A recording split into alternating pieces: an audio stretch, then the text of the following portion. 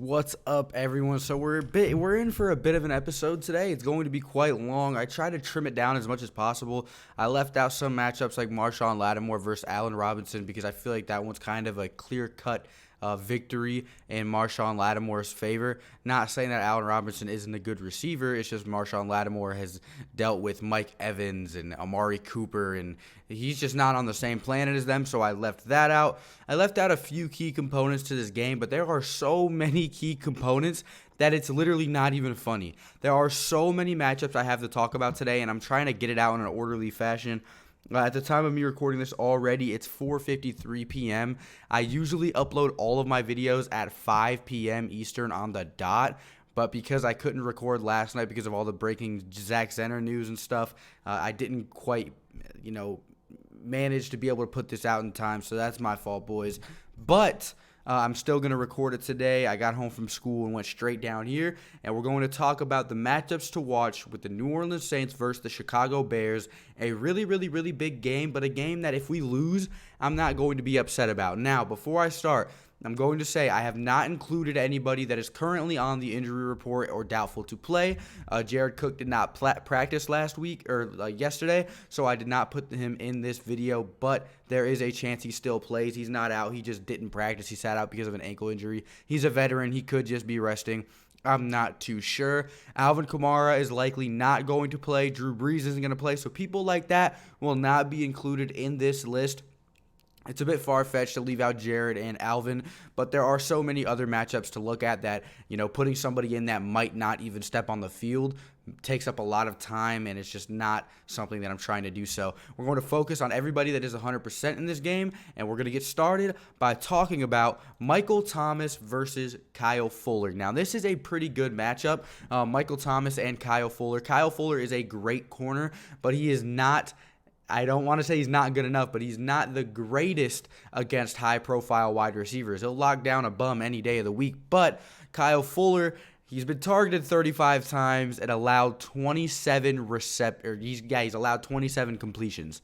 That means out of the 35 times a ball has been thrown towards Kyle Fuller, there have only been 8 instances in which the ball has not been caught by the receiver.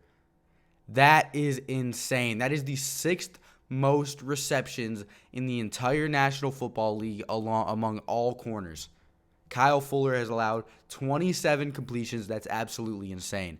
But Kyle Fuller redeems himself a bit and has 2 interceptions. But, if I was getting the ball thrown at me 35 times, I'd probably snag an interception or 2 as well with a 62.1 Pro Football Focus grade. But the thing here for Michael Thomas and why I give him the edge in this matchup is that Michael Thomas has the most receptions in the National Football League. And looking at Kyle Fuller, somebody who has allowed the 6th most receptions among corners in the NFL, it's like, okay, you have a guy that allows a lot of receptions and a guy that catches a lot of receptions. Who wins that matchup? You tell me. Michael Thomas has the most receptions in 53. He catches 79.1% of his passes, has the 2nd most receiving yards in the league with 632, second to only Chris Godwin, and he has 3 touchdowns on the year. If you think Michael Thomas is going to have a big day, you're probably correct. I do not trust Kyle Fuller to lock down on Michael Thomas, especially after seeing the fact that this dude has only forced 8 incompletions in the entire course of the season. Now, am I saying that he won't? No, but it just seems unlikely to me, so I feel like Michael Thomas has the slight advantage in this matchup. So let's go ahead and talk about something else, and that is the New Orleans Saints offensive line versus the Chicago Bears defensive line. And now this is a big one, and you guys know me. I preach it every single episode. I preach it all the time. This is a new series, but I said it last matchups episode. Offensive lines and defensive lines are the reason that teams win games. That's just flat out simple how it is. The Bears are only allowing 13 points per game. That's highly attributed to their defensive line. They have the 9th ranked D-line as far as sacks go with 17. They've also forced 8 fumbles and recovered 6 of them. So they have a very dominant defensive line. They have 17 sacks, which is very good as a defensive line 6 weeks into the season.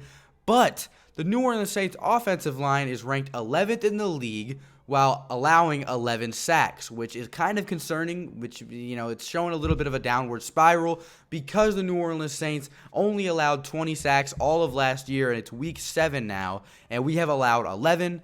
The Saints O-line seems to be doing better every week, though. It seems like every week they improve. They did great versus Jacksonville and so on and so forth. Another thing I'd like to talk about, which is why this man is the picture, it's why he's the cover photo for this topic. Eric McCoy has been playing amazing. He's allowed 0 sacks all season. He is ranked as the only center in the top 5 in run and pass blocking, and he's the 4th best ranked center on Pro Football Focus, period, in the entire NFL. The 4th best. It means a ton for a rookie to come out, replace Max Unger in 7 weeks into the season, not allow a single sack. 2 other players that haven't allowed sacks as well are Ryan Ramczyk and Teron Armstead.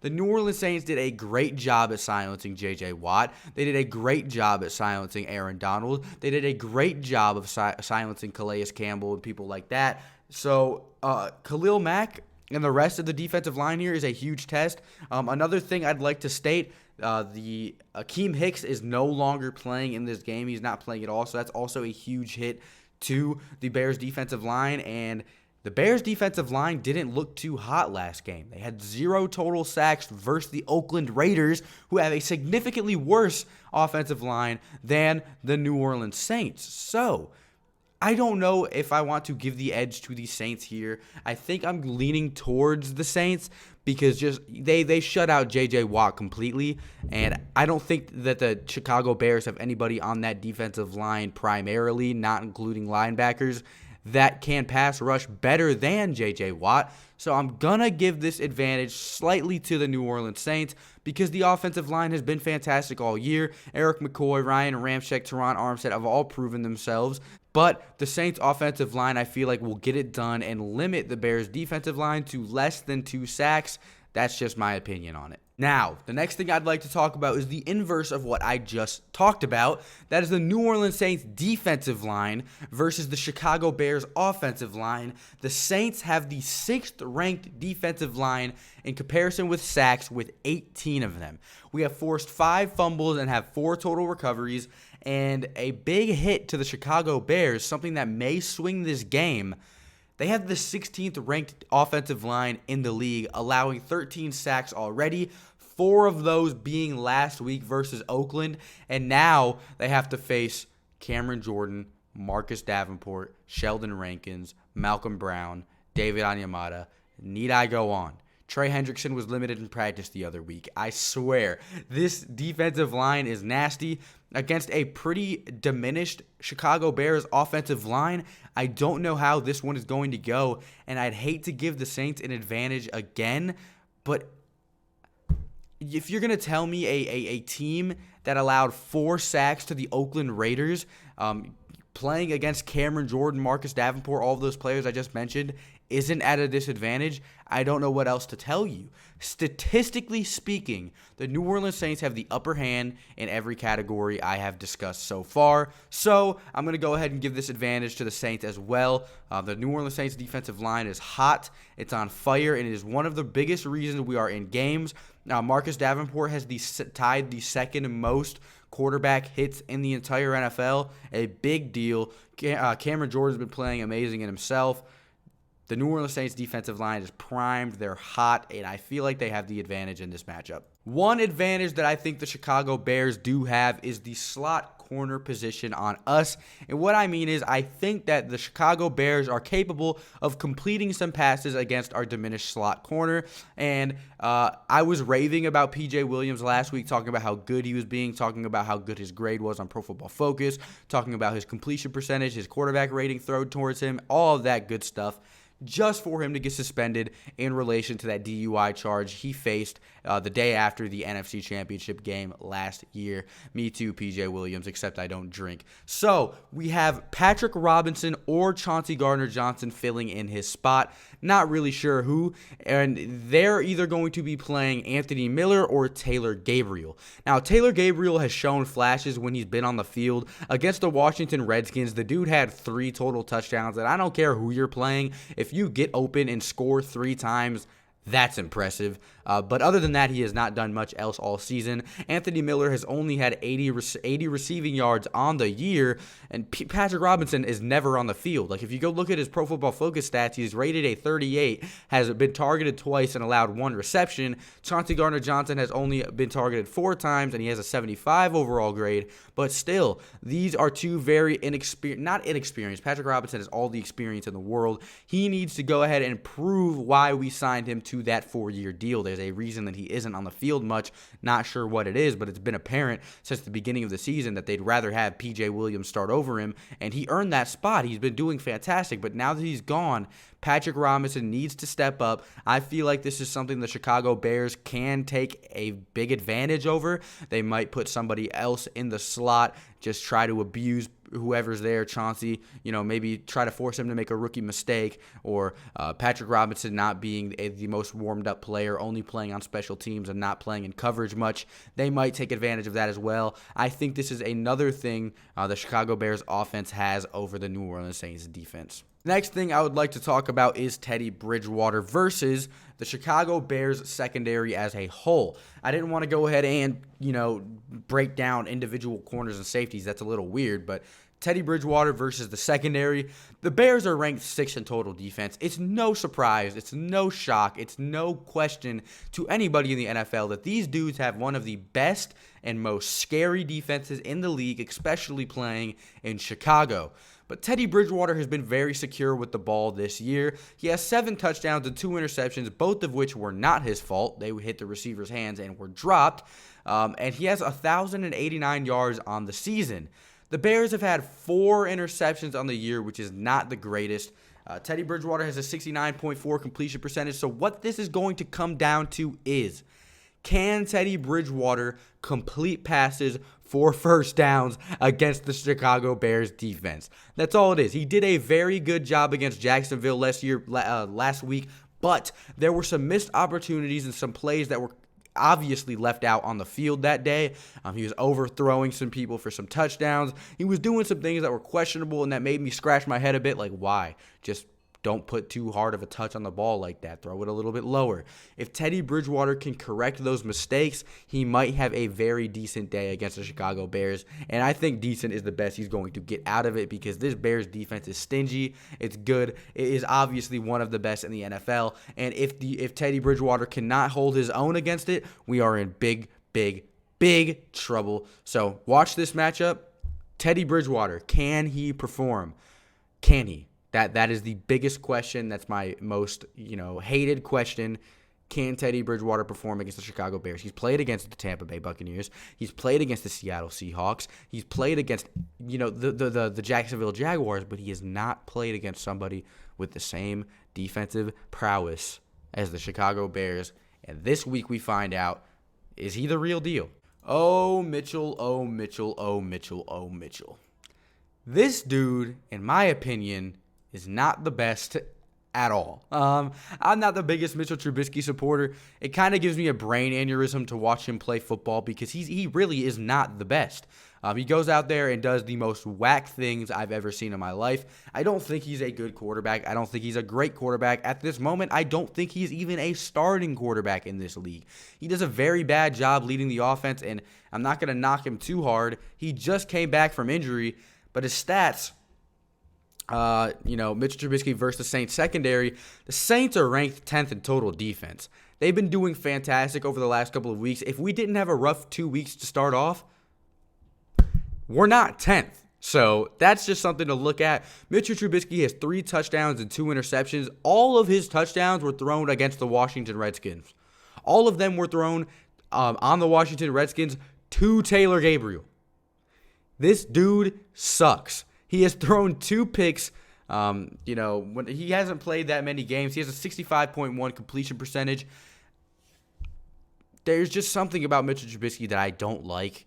I don't think he's a great quarterback. I don't think he's someone out there that can throw 3 touchdowns, consistently. I don't think he's someone that can go out there and even manage a game efficiently. I think, honestly, the New Orleans Saints have the quarterback advantage here.